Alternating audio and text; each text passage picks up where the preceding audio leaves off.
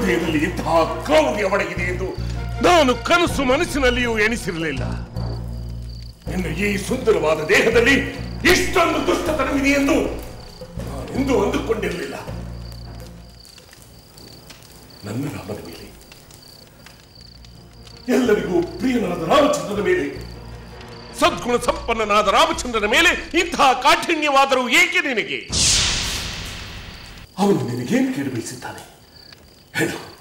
ಏ ದುಷ್ಟ ಹೆಣ್ಣೆ, ಹೇಳು.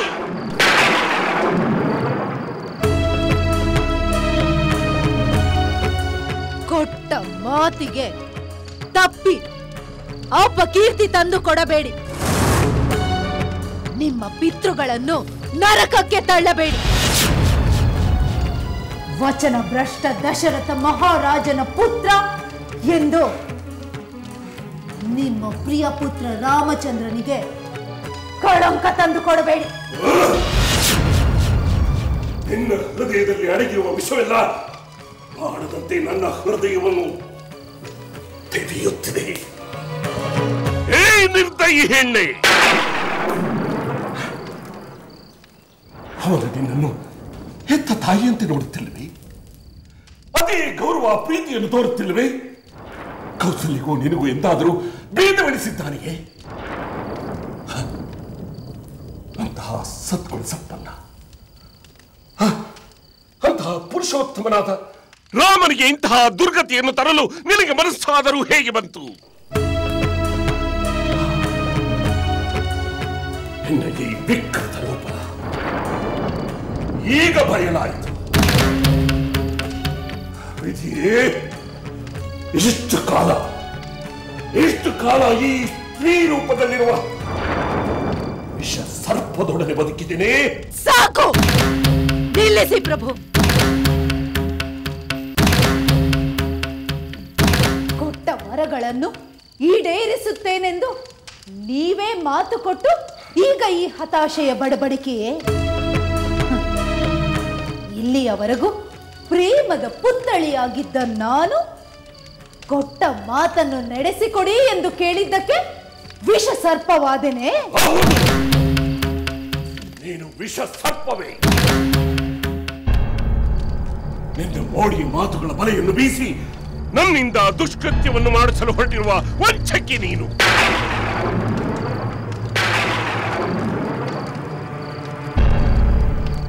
ಮಗನ ಮೇಲಿನ ಮಮಕಾರ ಮಿಗಿಲಾಗಿ ಮಡದಿಯ ಮೇಲಿನ ಮೋಹ ಎಲ್ಲವೂ ಸತ್ತು ಹೋಯಿತೆ. ಯಾವ ತಪ್ಪಿಗಾಗಿ ರಾಮಚಂದ್ರನಿಗೆ ಈ ಶಿಕ್ಷೆ? ನನ್ನ ಪ್ರಿಯ ಪುತ್ರನಿಂದ ನಾನು ಆಗಲಿ ಇರಲಾರೆ. ನನ್ನ ಇತ್ಯರ್ಥವನ್ನು ಕೇಳು. ಈ ಜಗತ್ತಿನಲ್ಲಿ ಪ್ರಿಯವಾದ ರಾಜ್ಯ, ಕೋಶ ಎಲ್ಲವನ್ನೂ ಬಿಟ್ಟು ನಾನು ಬದುಕಲು ಸಿದ್ಧ. ಆದರೆ ನನ್ನ ಪ್ರಿಯ ಪುತ್ರ ರಾಮಚಂದ್ರನನ್ನು ಅದನ್ನು ನನ್ನಿಂದ ಕಲ್ಪಿಸಿಕೊಳ್ಳಲು ಸಾಧ್ಯವಿಲ್ಲ.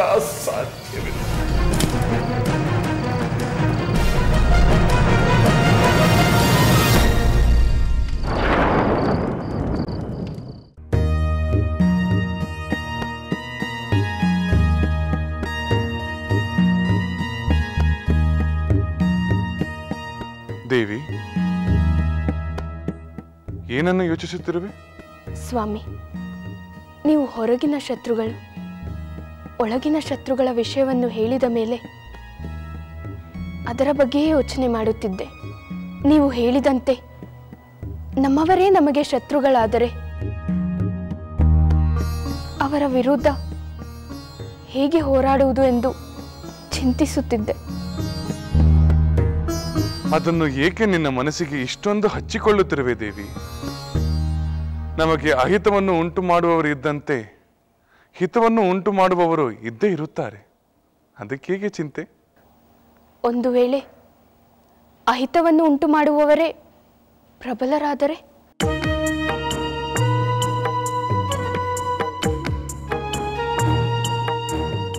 ಅವರ ಪ್ರಾಬಲ್ಯವನ್ನು ತಡೆಯುವ ಶಕ್ತಿ ಇರುವುದು ನಮ್ಮ ಧರ್ಮ ನೀತಿಗಳ ಬಲ.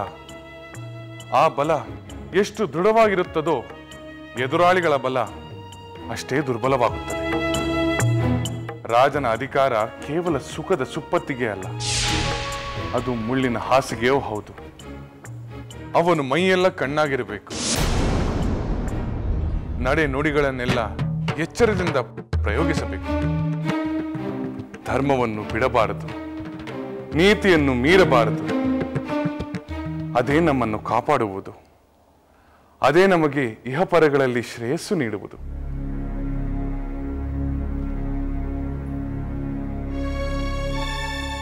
ಸ್ವಾಮಿ, ಹರಿಶ್ಚಂದ್ರ ಮಹಾರಾಜರು ಸತ್ಯ ಧರ್ಮಗಳನ್ನು ನಿಷ್ಠೆಯಿಂದ ಪಾಲಿಸಿದರಿಂದಲೇ ಅಂತ ಕಠಿಣ ಪರಿಸ್ಥಿತಿಗೆ ಒಳಗಾದರಲ್ಲವೇ?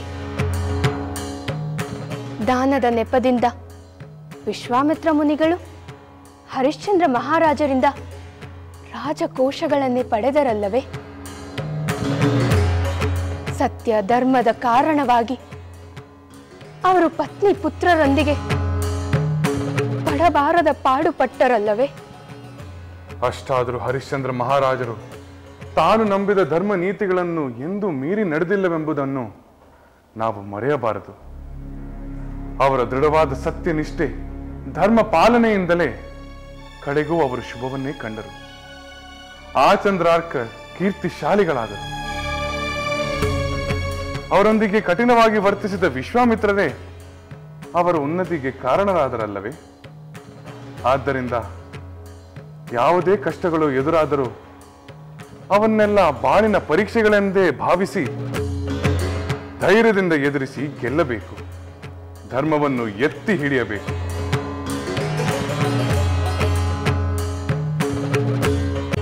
ಹೌದು ಸ್ವಾಮಿ, ಎಲ್ಲದಕ್ಕೂ ಧರ್ಮವೇ ಬೇರು.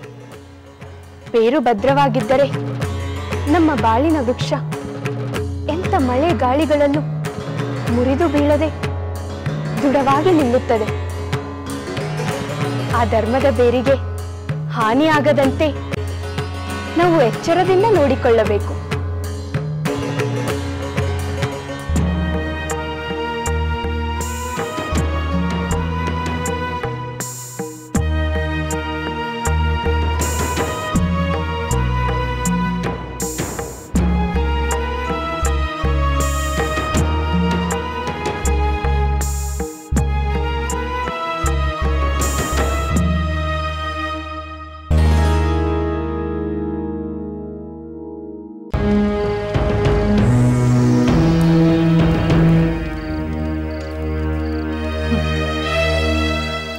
ಧರ್ಮಾತ್ಮನೆಂಬ ಹೆಸರು, ಸತ್ಯವಾಕ್ಯ ಪರಿಪಾಲಕರೆಂಬ ಕೀರ್ತಿ. ವರ ಕೊಡುವುದೇನು, ಕೊಟ್ಟ ವರಗಳನ್ನು ಈಡೇರಿಸಲಾಗದೆ ಪರಿತಪಿಸುವುದೇನು? ಹೆಸರಿಗೆ ಮಾತ್ರ ಮಹಾರಾಜರ್ಷಿಗಳ ವಂಶ. ಎಂತಹ ವಿಪರ್ಯಾಸ!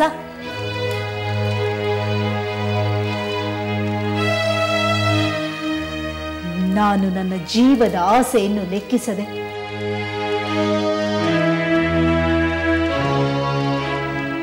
ನಿಮ್ಮ ಜೀವವನ್ನು ಉಳಿಸಿದೆ. ಉಪಕಾರ ಸ್ಮರಣೆಗೆಂದು ನೀವು ನೀಡಿದ ವರಗಳು ಈ ರೀತಿ ನಿಷ್ಪ್ರಯೋಜಕವಾಗುತ್ತದೆ ಎಂದು ನಾನು ತಿಳಿದಿರಲಿಲ್ಲ ಪ್ರಭು. ಪ್ರಭು, ಈ ರೋಷಾವೇಶ, ಆಕ್ರಂದನವೆಲ್ಲ ಏಕೆ?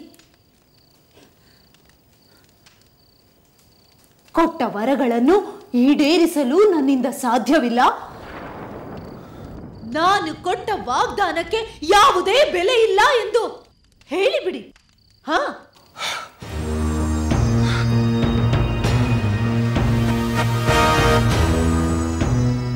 ಹೇಳಿ ಪ್ರಭು, ಹೇಳಿಬಿಡಿ. ಅಥವಾ ನಾನು ಯಾವ ವರಗಳನ್ನು ಕೊಟ್ಟಿಲ್ಲ, ಯಾವ ವಾಗ್ದಾನವೂ ಮಾಡಿಲ್ಲ ಎಂದು ಹೇಳಿಬಿಡಿ ಪ್ರಭು, ಹೇಳಿಬಿಡಿ. ಅಸತ್ಯವಂತನೆಂಬ ಅಪಕೀರ್ತಿ ನಿಮಗೆ ಸಲ್ಲಿದರೂ ಚಿಂತೆ ಇಲ್ಲ. ಸುಳ್ಳಾಡಿಬಿಡಿ ಪ್ರಭು, ಸುಳ್ಳಾಡಿಬಿಡಿ. ಸತ್ಯಸಂಧರ ವಂಶದಲ್ಲಿ ಒಬ್ಬ ಸುಳ್ಳುಗಾರ ಜನಿಸಿದ ಎಂದು ಎಲ್ಲರೂ ಆಡಿಕೊಂಡು ನಗಲಿ. ನಾನು ಯಾವ ವರಗಳನ್ನು ನೀಡಿಯೇ ಇಲ್ಲ ಎಂದು ಹೇಳಿಬಿಡಿ ಪ್ರಭು. ಸಾಕು ಮಾಡು ನಿನ್ನ ಪ್ರಲಾಪವನ್ನು. ನಿನ್ನ ಮುಳ್ಳಿನ ಮಾತುಗಳಿಂದ ನನ್ನನ್ನು ಚುಚ್ಚಿ ಚುಚ್ಚಿ ಕೊಲ್ಲಬೇಡ. ಏನಂತೆ? ರವಿಕುಲಕ್ಕೆ ಅಪಕೀರ್ತಿಯನ್ನು ತರುವ ನೀಚತನ ಈ ದಶರಥನಲ್ಲಿದೆ ಎಂದು ಹೇಗೆ ಭಾವಿಸಿದೆ? ಸತ್ಯ ಹರಿಶ್ಚಂದ್ರ ಜನಿಸಿದ ಸೂರ್ಯ ವಂಶದಲ್ಲಿ ಜನಿಸಿದ ನಾನು ಎಂದೆಂದಿಗೂ ಸುಳ್ಳಾಡಲಾರೆ. ನೀನು ನಿನ್ನ ಸ್ವಾರ್ಥದ ಬಲೆಯನ್ನು ಬೀಸಿ ಕೊಲೆಗಿಂತಲೂ ಕ್ರೂರವಾದ ಕಾರ್ಯವನ್ನು ಮಾಡಲು ಹೊರಟಿರುವೆ. ಅಯ್ಯೋ ರಾಮಚಂದ್ರ, ಯಾವ ತಪ್ಪನ್ನೂ ಮಾಡದ ನಿನಗೆ ನಾನು ಹೇಗೆ ಅನ್ಯಾಯ ಮಾಡಲಿ? ನಾನು ಕೊಟ್ಟ ವಚನಕ್ಕೆ ನಿನ್ನನ್ನು ನಾನು ಹೇಗೆ ಬಲಿಪಶುವನ್ನಾಗಿ ಮಾಡಲಿ? ಬೇಡ ಕೈಕೇಯಿ, ಬೇಡ ದೇವಿ, ಇಷ್ಟೊಂದು ಕಠೋರವಾಗಬೇಡ. ನನ್ನ ಮಾತನ್ನು ಕೇಳು. ಗಾಳಿ ಇಲ್ಲದೆ ಲೋಕವೇ ಉಸಿರಾಡಿದರೂ ಉಸಿರಾಡಬಹುದು, ಆದರೆ ರಾಮನಿಲ್ಲದೆ ಈ ದಶರಥನು ಬದುಕಿರಲು ಸಾಧ್ಯವಿಲ್ಲ. ಅವನು ದೂರವಾದ ಮರುಕ್ಷಣವೇ ಈ ದಶರಥನ ಉಸಿರು ನಿಂತು ಹೋಗುತ್ತದೆ.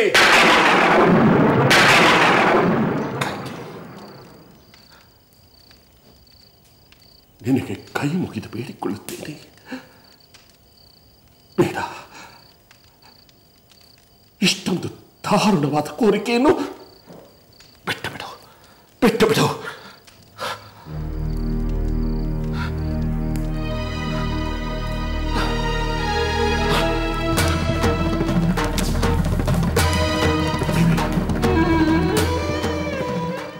ಒಮ್ಮೆ ನನ್ನ ಮಾತನ್ನು ಕೇಳು. ಹೆತ್ತ ತಾಯಿಯಾಗಿ ಮಗ ಭರತನಿಗೆ ಪಟ್ಟಾಭಿಷೇಕವಾಗಬೇಕೆಂದು ನೀನು ಬಯಸುತ್ತಿರುವುದನ್ನು ನಾನು ಆಕ್ಷೇಪಿಸುತ್ತಿಲ್ಲ. ಆದರೆ ಆ ಕಾರಣಕ್ಕಾಗಿ ರಾಮಚಂದ್ರನಿಗೆ ಶಿಕ್ಷೆಯಾಗಬೇಕೆಂದು ಬಯಸುತ್ತಿದ್ದೀಯಲ್ಲ, ಅದು ತಪ್ಪು ಎಂದು ಹೇಳುತ್ತಿದ್ದೆ. ದೇವಿ, ಒಂದು ಬಾರಿ ನೆನಪು ಮಾಡಿಕೊ. ನೀನು ಎಷ್ಟೋ ಬಾರಿ ನನ್ನಲ್ಲಿ ಹೇಳಿದ್ದೀಯ,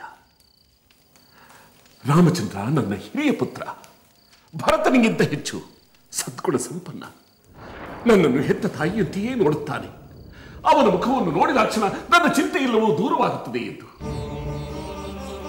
ದೇವಿ, ಅಂತಹ ರಾಮಚಂದ್ರನ ಪ್ರಶಾಂತವಾದ ಮುಖವನ್ನು ಒಂದು ಬಾರಿ ನೆನಪು ಮಾಡಿಕೊ. ಎಷ್ಟೋ ಬಾರಿ ನಿನ್ನ ಪದ ತಲದಲ್ಲಿ ಕುಳಿತು ನಿನ್ನ ಶುಶ್ರೂಷೆಯನ್ನು ಮಾಡಿದ್ದಾನೆ. ಅಂತಹ ರಾಮಚಂದ್ರನ ಬಗ್ಗೆ ಇಂತಹ ಕ್ರೂರವಾದ ಆಲೋಚನೆ ಬೇಡ ದೇವಿ. ನಿನ್ನ ತಾಯ್ತನಕ್ಕೆ ಕಳಂಕ ತಂದುಕೊಳ್ಳಬೇಡ. ಮಾತನಾಡ್ತೀವಿ ದೇವಿ, ಯಾರದೋ ದುರ್ಬೋಧನೆಯಿಂದ ನಿನ್ನ ಮನಸ್ಸನ್ನು ಕೆಡಿಸಿಕೊಳ್ಳಬೇಡ. ನಿನ್ನ ಈ ಹಠದಿಂದ ನಮ್ಮ ವಂಶಕ್ಕೆ ಅಪಕೀರ್ತಿ ಬರುತ್ತದೆ. ಇಂತಹ ಸದ್ಗುಣಶೀಲನಾದ ನೀನು ಇಂದೇಕೆ ಇಷ್ಟು ಕಠೋರವಾಗಿ ಅಪ್ರೀತಿಯನ್ನು ನೋಡುತ್ತಿದ್ದೀಯೆ?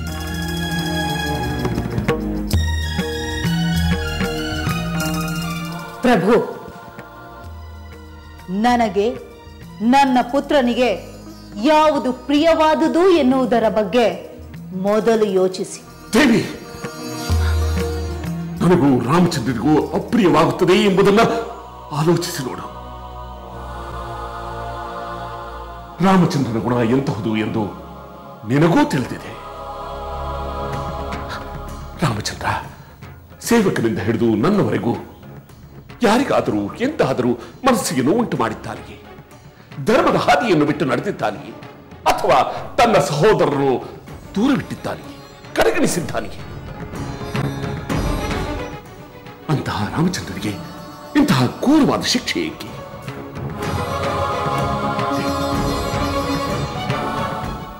ಧರ್ಮವನ್ನು ಯೋಚಿಸು, ನೀತಿಯನ್ನು ಪಾಲಿಸು. ನಿನ್ನ ಈ ಹಠದಿಂದ ದಶರಥನ ವಂಶ ಅಶಾಂತಿಯ ನೆಲೆವೀಡಾಯಿತು ಎಂದು ಜನ ಆಡಿಕೊಳ್ಳಬಾರದು.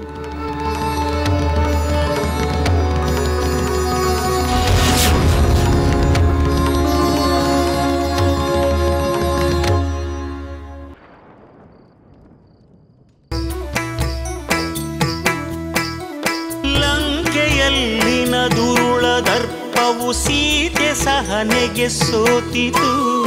ಅಂಕೆ ಇರದ ಅಸುರ ಕುಲವು ರಾಮ ಬಾಣಕ್ಕೆ ಅಡಗಿತು. ದೂರವಿರಲಿ ಸನಿಹವಿರಲಿ ರಾಮ ಹೃದಯ ನಿವಾಸಿನಿ. ಯುಗವು ಯುಗವು ಸಾಗಲಿ ಅಕಳಂಕ ಪ್ರೇಮ ಪ್ರಬೋಧಿನಿ. ಅಮರ ಗಾಧೆ ಧರಣಿ ಜಾತೆ ಸಾಧ್ವೆ ಸೀತೆ ಸುಚರಿತೆ. ಸಹನ ಶಕ್ತಿ ಪತಿಯ ಭಕ್ತಿ ಲೋಕಮಾನ್ಯ ವಂದಿತೆ.